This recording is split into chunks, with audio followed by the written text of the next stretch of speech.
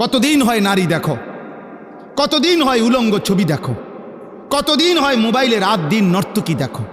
এই যে বেঈমানের মতো চুল রাখছো, কেউ নাই তোমার অভিভাবক? কে তোমারে বলবে যে এটা মুসলমান না? পেশাব করে পানি নাও না। আল্লাহ নবী সাল্লাল্লাহু আলাইহি সাল্লাম নিজে হাতের আঙ্গুল দিয়া দেখাইছে, সাহাবীরা দেখো এই কবরে আযাব হইতেছে। কেন জানো? নবী নিজে বলছে এই ব্যক্তি প্রস্রাব করে ঠিকমতো পবিত্র হইতো না, এই কারণে তার কবরে আযাব হচ্ছে। এটা নবী বলে নাই? স্পষ্ট হাদিস বাবা, আল্লাহ নবী নিজে দেখাইয়া বলছে যে এই কবরে আযাব হচ্ছে। কেন?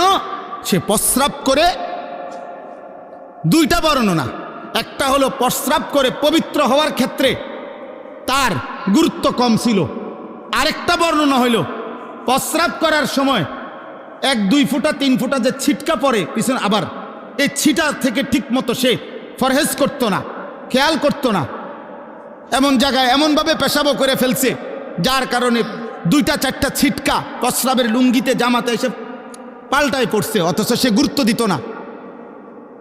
আল্লাহ নবী সাল্লাল্লাহু আলাইহি সাল্লাম বলেন প্রস্রাবের ছিটা থেকে ঠিক মতো পাক ছিল না, খেয়াল করে নাই, খোদার কসম নবী বলছে এই কারণে তার কবরে আযাব হইতেছে।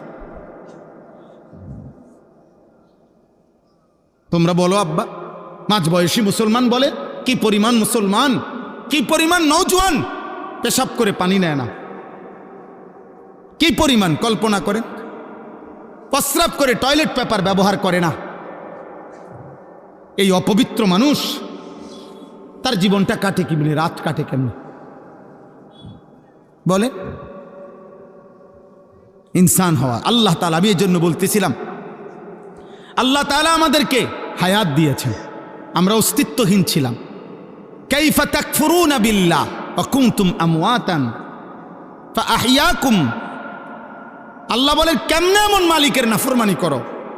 আরে তুমি তো মৃত ছিলা, তোমার তো নাম ছিল না, আমি আল্লাহ তোমাকে জীবন দিয়েছি।